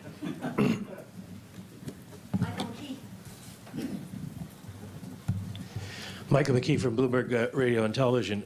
The vice chair of the FOMC said recently that he's willing to consider the idea that potential growth has moved up, and of course he's Mr. Potential Growth, our star. Do you share that view, and would that imply that maybe policy isn't tight enough? So I think I would take that question this way. We saw a year of very high productivity growth in 2023. And we saw a year of, I think, negative productivity growth in 2022. So I think it's hard to draw from the data. The question is, will productivity run? There are two questions. One is, will productivity run, persistently above its longer run trend? I don't think we know that. In terms of potential output, though, if that's a separate question. We've had what amounts to a significant increase in the potential output of the economy that's not about productivity. It was about having more labor, frankly, both through, in 2023, both through participation and also through immigration. So we're very much like other forecasters and economists getting our arms around what that means for potential output this year and next year and last year, for that matter, too. So I think in that case, I think you really do have a significant increase in potential output. But you've also got you've got more supply, but those people also come in, they work, they have jobs, they spend, so you've also got demand. So it may be that you get more supply than you get demand at the beginning, but ultimately it should be neither inflationary nor disinflationary over a longer period. Well, you said earlier that at this point you're not really considering rate increases. If growth is higher, but you're not considering rate increases, does that imply that you're more worried about causing the economy to slow too much than you are about inflation taking off again? No, I think we believe our policy stance is in a good place and is appropriate to the current situation.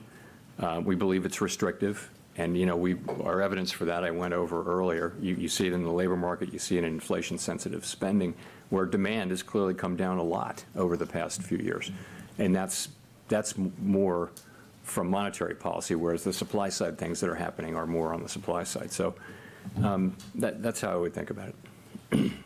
Edward. Thank you, Mr. Chairman. Edward Lawrence from Fox Business. So GDP growth is about 2%. Employment is about 4%. It feels a lot like a steady state, and we have 3% inflation. So if the data remains the same that you're seeing, and I know you said you don't see a rate hike, but it stands to reason that you would need a rate hike to get from 3% to 2% inflation. So was there any discussion about a rate hike in today's meeting? And are you satisfied with 3% inflation for the rest of the year? Well, of course, we're not satisfied with 3% inflation. 3% can't be in a sentence with satisfied. So we will return inflation to 2% over time, but over time. And we think our policy stance is appropriate to do that. So if we were to conclude that policy is not sufficiently restrictive to bring inflation sustainably down to 2%, then that would be what it would take for us to want to increase rates. We don't see that. We don't see evidence for that. So that's where we are. Was there a discussion about a rate hike at all? So the policy focus has really been on what to do about holding the current level of restriction. That's part of the policy. That's where the policy discussion was in the meeting. Yeah, I wanted to follow on the 3%. Is there a time frame of persistent inflation that would trigger a rate hike? There isn't any rule. You can't look to a rule. These are going to be judgment calls. Clearly, restrictive monetary policy needs more time to do its job. That is pretty clear based on what we're seeing. How long that will take and how patient we should be, it's going to depend on the totality of the data, how the outlook evolves. Victoria. Hi, Victoria Guido with Politico. You've talked about your commitment to being apolitical and nonpartisan, and I was just wondering, given that it's an election year, is the bar for rate changes higher close to an election? And similarly, is there a significant economic difference between, starting to cut in, say, September versus December? So we're always going to do what we think the right thing for the economy is when we come to that consensus view that it's the right thing to do for the economy. That's our record. That's what we do. We're not looking at anything else. It's hard enough to get the economics right here. These are difficult things, and if we were to take on a whole nother set of factors and use that as a new filter, it would reduce the likelihood we'd actually get the economics right. So that's how we think about it around here. And we're at peace over it. We know that we'll do what we think is the right thing when we think it's the right thing, and we'll all do that. And that's how everybody around here thinks. So I can't say it enough that we just don't go down that road. If you go down that road, where do you stop? And we're not on that road. We're on the road where we're serving all the American people and making our decisions based on the data and how those data affect the outlook and the balance of risks. And then is there a significant difference between, whether you start in, say, September versus December? There's a significant difference between an institution that takes into account all sorts of political events and one that doesn't. That's where the significant difference is. And we just don't do that. I mean, you can go back and read the transcripts for this is my fourth presidential election here. Read all the transcripts and see if anybody mentions in any way the pending election. It just isn't part of our thinking. It's not what we're hired to do. If we start down that road, I don't know how you stop. So.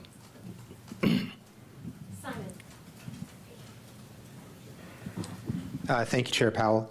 Question about the labor market. You've mentioned a few times that the labor market is normalizing. Certainly today's JOLTS data suggested that things are kind of getting back to pre-pandemic levels. One thing that hasn't normalized is wage growth, which is still quite a bit stronger than before the pandemic. I wonder if you can share your analysis of why that's happening. Is it a lagging indicator or something else going on?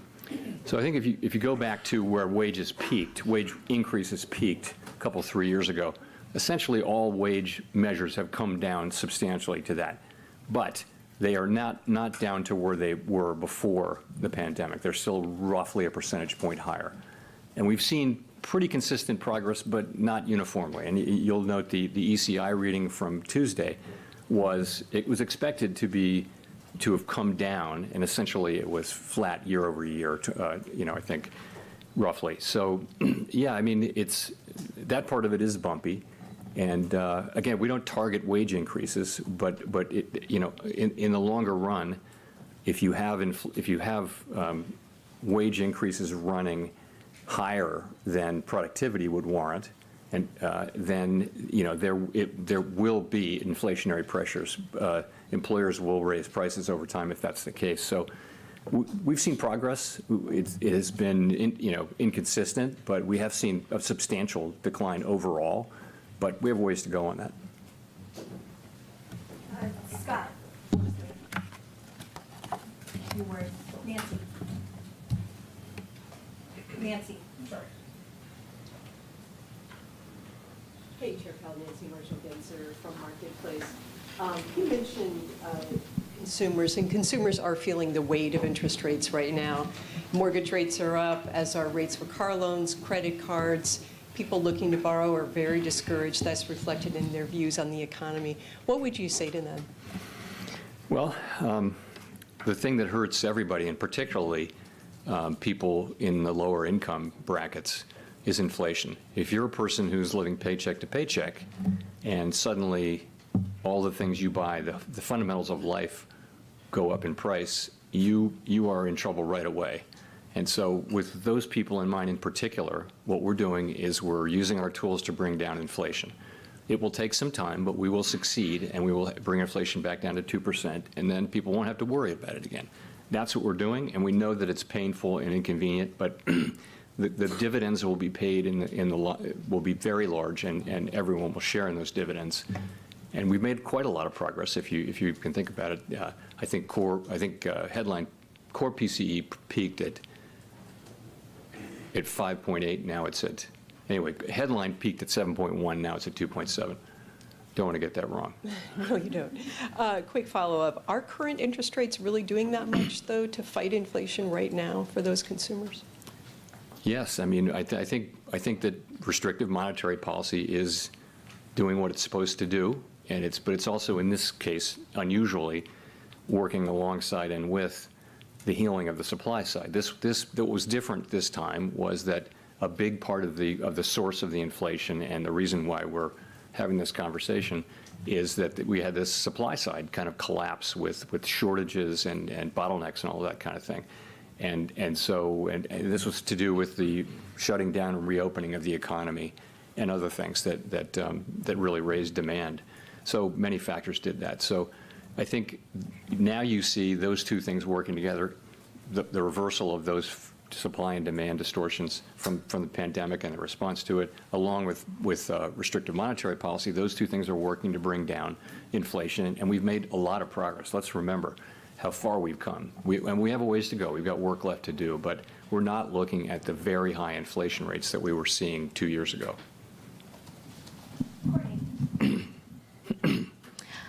Courtney Brown from Axios. Thanks for taking our questions, Chair Powell. I wanted to follow up on something you mentioned earlier on housing inflation. There's kind of been this long-awaited disinflation in shelter that still hasn't arrived. So I guess two questions.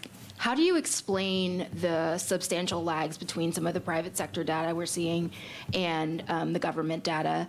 And how confident are you that rents will be helpful on the inflation front in the coming months?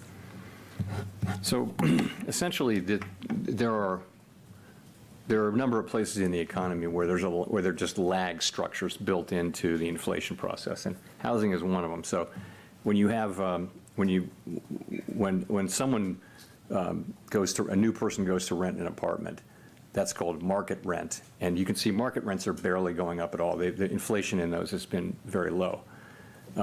But it takes, before that, they were incredibly high. They sort of led the high part. So what happens is those market rents take years, actually, to get all the way into rents for tenants who are rolling over their leases. Landlords don't tend to charge as much of an increase to a rollover tenant for whatever reason. And what that does is it builds up a sort of an unrealized portion of increases when there have been big increases. And what happens is, it's complicated, but the story is it just takes some time for that to get in. Now, I am confident that as long as market rents remain low, this is going to show up in measured inflation, assuming that market rents do remain low. What will be the exact timing of it? I think we've learned that the lags are longer. We now think significantly longer than we thought at the beginning. And so confident that it will come, but not so confident in the timing of it. But yes, I expect that this will happen. Thanks. Nick Jasinski. Thank you, Chair Powell, for taking the questions. This is Nicholas Jasinski from Barron's Magazine. It seems that over the past 3 or 4 years, economies and central banks in developed markets, at least, have been on more or less the same trajectory, easing during the pandemic, fighting inflation with restrictive policy on the way out. Feels like that may be ending in 2024 based on some of the economic data from Europe and the US and Japan and statements from those central banks as well. So my question is, what considerations or risks does a period of more divergent global economic trajectories and central bank policies present for the FOMC? So you're right. I think that may happen, and you know that we all serve domestic mandates, right? So I think the difference between the United States and other countries that are now considering rate cuts is that they're just not having the kind of growth we're having. Their inflation is performing about like ours or maybe a little better, but they're not experiencing the kind of growth we're experiencing. So we actually have the luxury of having strong growth and a strong labor market, very low unemployment, high job creation, and all of that. And we can be patient, and we'll be careful and cautious as we approach the decision to cut rates, whereas I think other jurisdictions may go before that. In terms of the implications, I think obviously markets see it coming. It's priced in now, and so I think the markets and economies can adapt to it. And I think we haven't seen, in addition for the emerging market economies, we haven't seen the kind of turmoil that was more frequent 20 years ago, 30 years ago. And that's, I think, partly because emerging market countries, many of them have much better monetary policy frameworks, much more credibility on inflation. And so they're navigating this pretty well this time. Jennifer. Thank you, Chair Powell. Jennifer Schonberger with Yahoo Finance. You sort of backed away from the notion that the economy would need to encounter pain for inflation to come back down. But given sticky inflation data in the first quarter, can disinflation still happen along a relatively painless path for the economy, or is some softening in the labor market and the economy likely needed to bring inflation back down? So you're right. I think we thought, and most people thought there would have to be probably a significant dislocations somewhere in the economy, perhaps the labor market, to get inflation all the way down from the very high levels it was at the beginning of this episode. That didn't happen. That's a tremendous result. We're very, of course, gratified and pleased that hasn't happened. And if you look at the dynamics that enabled that, it really was that so much of the gain was from the unwinding of things that weren't to do with monetary policy, but the unwinding of the distortions to the economy, supply side problems, and also some demand issues as well. The unwinding of those really helped inflation come down. Now, as I've said, I'm not giving up on that. So I think it is possible that those forces will still work to help us bring inflation down. We can't be guaranteed that that's true, though. And so we're trying to use our tools in a way that keeps the labor market strong and the economy strong, but also helps bring inflation back down to 2% sustainably. We will bring inflation down to 2% sustainably. We hope we can do it without significant dislocations in the labor market or elsewhere. And speaking of dislocations in the labor market, in terms of cutting, you said if there were weakness in the job market, that could be a reason to cut rates. So if the unemployment rate were to tick above 4%, but inflation not back down to your 2% target, how would you look at that? Would the unemployment rate popping back above 4% catch your attention? I said an unexpected weakening is the way I characterize it. So, and I'm not going to try to define exactly what I mean by that, but it'd have to be meaningful and get our attention and lead us to think that the labor market was really significantly weakening for us to want to react to it.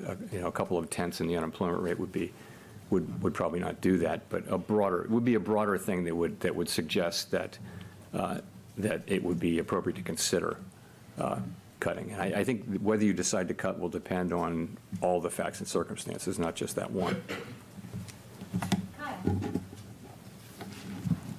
Chair Powell, thanks for taking the question. Kyle Campbell with American Banker. You've said that broad and material changes are needed for the Basel III endgame proposal, and you've mentioned that a reproposal is something that's on the table. As you've had more time to sort of sit with the public commentary, process that, and understand the options available to you, do you have a better sense of whether a reproposal will be necessary? And do you have a timeline in mind for when some sort of movement will be made on that front, either a reproposal or a move to finalize? So let me start by saying that the Fed is committed to, completing this process and carrying out Basel III Endgame in a way that's faithful to Basel and also comparable to what the other large comparable jurisdictions are doing. We haven't made any decisions on policy or on process at all. Nothing, no decisions have been made. I'll say again, though, if we conclude that reproposal is appropriate, we won't hesitate to insist on that. And then do you need to resolve issues with the capital proposal in order to advance other parts of the regulatory agenda, or do you expect to continue to make progress on those other agenda items? You know, there's no mechanical rule in place there, but I would say that the Basel III process is by far the most important thing, and really is, I think, occupying us at this time in terms of what we're moving ahead with. Let's go to Mark for the last question. Thank you, Mark Hamrick with Bankrate. Mr. Chairman, what can you tell us about the approach that you take with your role in the sense of trying to achieve consensus, which you recently identified as a priority, while allowing for a range of views or even dissent? We don't see many dissenting votes in the official statements, even when more spirited discussions are noted in the minutes after the fact. How do you avoid groupthink and avoid a higher risk of a policy mistake? Thank you. So I think if you listen to, and you all do, listen to my 18 colleagues on the FOMC, you'll see that we do not lack for a diversity of voices and perspectives. We really don't. And it's one of the great aspects of the Federal Reserve System. We have 12 reserve banks around the country where they have their own economic staff, not the people who work here at the board. They're different people, and and so each reserve bank has its own culture around monetary policy and its own approach and that kind of thing. It guarantees you a diversity of perspectives. So I think that the perspectives are very diverse.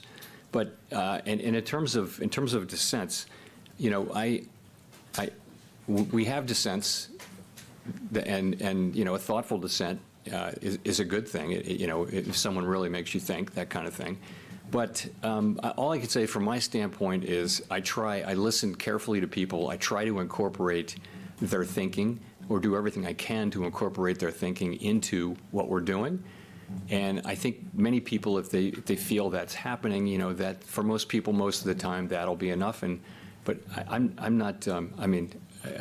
It's not, you know, frowned upon or illegal or against the rules or anything like that.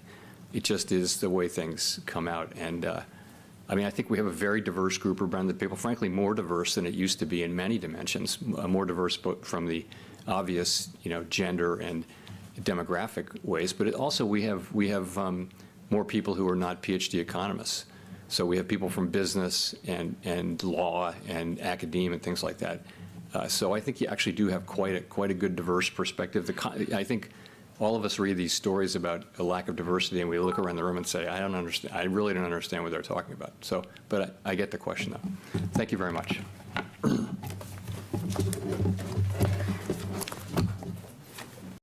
Fellas, welcome to the Oscar Ramos Live FOMC Meeting Edition. Shiba Inu, Cronos, Bitcoin, crypto, and everybody.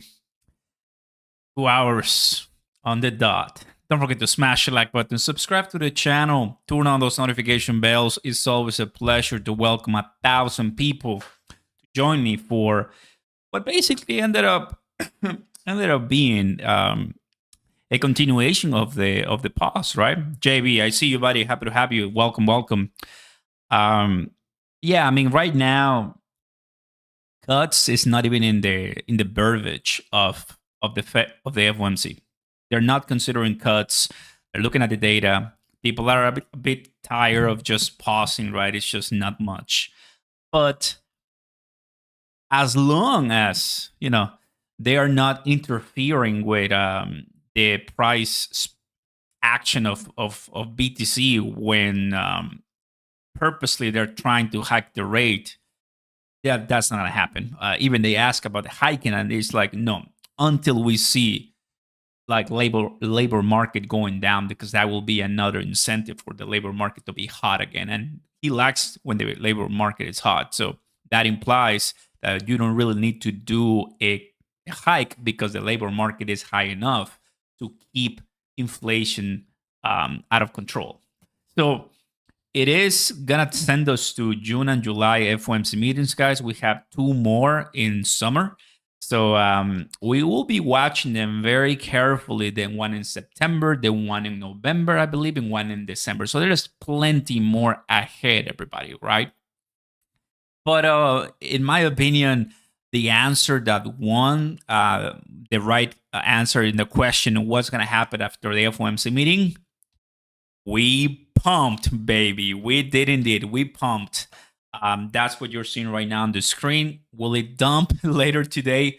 Who knows? I'm not a genie, but for now, we did have a nice comeback. And I told you that if you're using it's the link that is, pinned is Loxalgo, everybody. If you're using Loxalgo, what I'm using right now, well, you would have profited a nice and delicious 12% on Shiba Inu right now. So if you want to step up your game, if you want to rise in trading, right, and, make sure that the job is done a little bit better, try it out. 30-day money back guarantee. I'm happy that we've been helping a lot of people. First link down below. But my friends, that's it. That's the next FOMC meeting, May 1st. Goodbye, April, guys. Welcome to May. As we started April, the price started collapsing. And now we're seeing how we're starting May. And it seems a little iffy too now. I mean, $56,000 low. What I'm expecting, guys, is for us to little by little get back up. I'm of the idea that this was just a nice Bitcoin Hong Kong approval retracement. I want to give you the good news. Who wants good news? Who wants good news? We are at the bottom of my Loxalgo in the 4 hours. And if you go back here, we're also crashing the bottom. So we are not that far from, in my opinion, guys. That is Shiba Inu. So let me go ahead and bring Bitcoin, guys. Yeah, everybody wants big news, right? When it comes to Bitcoin, the 4 hours too, there it is. So 56, 55, 53, I mean, that should be it. So as we're waiting for the upcoming weeks for May, hopefully things are going to turn a little bit more bullish.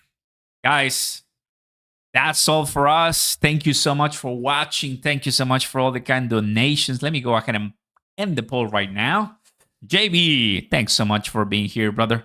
The next FOMC meeting, people are saying another pause for the 7th time. Well, we'll just have to see, right? To all my members and new subscribers and new viewers and everybody who came, thank you so much, guys, for being here. I hope you enjoyed that. 2 hours on the dot, so that's pretty intense. But we are here delivering the content that you deserve. And I hope to see you soon in the next one, because big things are happening eventually, and I think in a month things can go either very bad or finally start coming back to the 65s and 70. Once we get to those levels, there's no turning back. I'll tell you that, all right? Thank you, JB. Appreciate that a lot. You got all the links down below, guys, and also the links in the chat for the groups completely for free. Join, and I'll see you there. All right? Thanks, guys, for everything. I'll see you next time, and you take care. Peace. Let's go. Thanks, guys. Appreciate it.